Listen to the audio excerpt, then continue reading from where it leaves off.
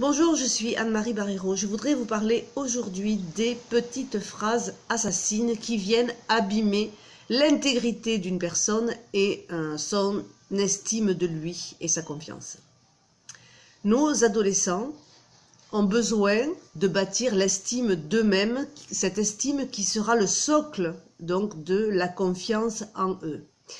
Il se trouve que parfois il y a des petites phrases que j'appelle assassines, des petites phrases un peu disqualifiantes qui viennent dans la vie de nos adolescents sans qu'on s'en rende compte. Exemple, j'étais avec un jeune hier qui me racontait que son entraîneur sportif, puisqu'il fait du tennis, que son entraîneur sportif lui disait systématiquement d'aller se coiffer, et la phrase exacte c'était « Est-ce que tu as vu tes cheveux ce matin? Va te repeigner aux toilettes ». Et l'envoie assez souvent se recoiffer, ou en tout cas trouve une phrase qui est plutôt désagréable ou disqualifiante. Alors on pourrait se dire finalement c'est pas grave, et banaliser, comme font la plupart des personnes, parce qu'on n'a pas le temps de s'occuper de ça, et puis on va pas si loin dans la réflexion. Et bien moi je vais un petit peu plus loin. Et j'affirme que les petites phrases comme ça qui sont dites de manière répétée sont des phrases qui viennent abîmer l'estime de soi qui est en train de se construire justement chez le jeune. Est-ce que vous savez l'impact que ce type de phrase a sur le jeune? Eh bien en fait ça va grignoter son élan, ça va grignoter son envie de faire des choses, ça va grignoter sa motivation, ça veut dire qu'il sera moins motivé, qu'il aura moins d'élan pour donner de lui-même, pour, peu importe, faire ses devoirs, tondre le jardin, participer à la vie familiale davantage, etc., etc. Donc, j'ai envie de vous poser la question suivante.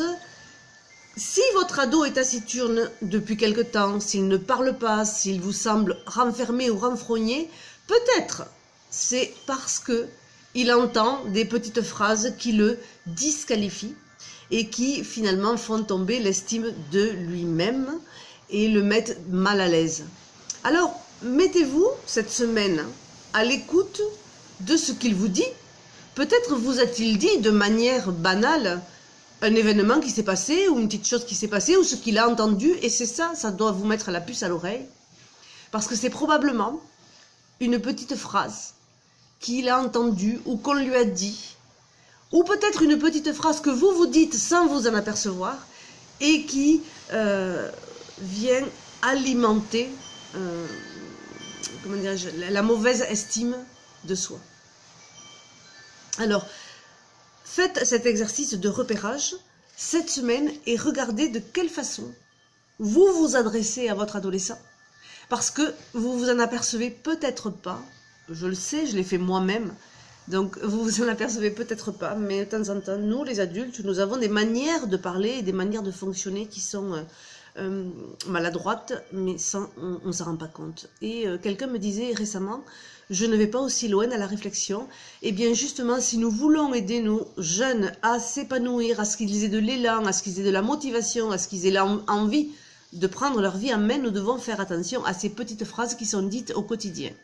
Dans le cas de cet entraîneur sportif, il convient aussi de faire une action qui est intéressante, c'est-à-dire d'aller voir l'entraîneur. Alors soit vous aidez votre jeune à se positionner face à l'entraîneur en disant tout simplement « tu sais, quand tu me dis ça, ça me plaît pas trop, j'aimerais bien que tu arrêtes ». Ou bien vous-même, si votre adolescent, si votre est un peu introverti, timide ou un peu jeune, vous pouvez vous-même aller voir l'entraîneur et dire, tu sais, quand tu dis ça à Paul ou à Arthur, eh bien ça lui fait pas du bien, est-ce que tu pourrais arrêter s'il te plaît? Voilà. Donc tout simplement, allez-y comme ça, positionnez-vous en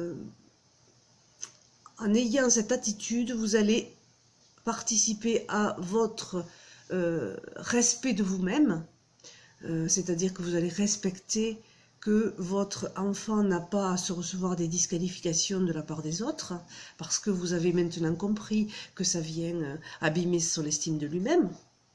Ça va faire du bien aussi à votre adolescent s'il se positionne par lui-même, parce qu'il va savoir commencer à dire stop à ce genre de petites phrases. Et ça va faire aussi du bien à l'entraîneur qui probablement ne se rend pas compte de l'impact de ce genre de petites phrases sur l'adolescent. Après, on dit nos ados ne sont pas motivés, les jeunes ne veulent rien faire, etc., etc. Mais si on regarde juste comment marche la communication, et c'est ça que je veux vous enseigner, c'est juste qu'il y a des conséquences à ces petites phrases. Alors, vous avez le choix. Soit vous décidez de banaliser ces petites phrases, soit vous vous dites, bon, effectivement, si j'essayais de regarder un petit peu comment ça se passe, est-ce que moi aussi, j'entends aussi des petites phrases comme ça qui font pas du bien et qui font que j'ai juste pas envie après de m'investir ou de donner de moi-même ou de participer à une équipe, par exemple. Donc, à vous de choisir. Mais si vous décidez la voie de la construction, ben vous pouvez déjà vous mettre en recherche de petites phrases qui peuvent mettre mal à l'aise votre jeune. Voilà ma réflexion de ce matin que j'avais envie de vous partager. Et je suis en train de vous préparer une formation à ce sujet qui s'appelle « Reconnecter avec son adolescent rebelle pour vivre la paix ». À très vite.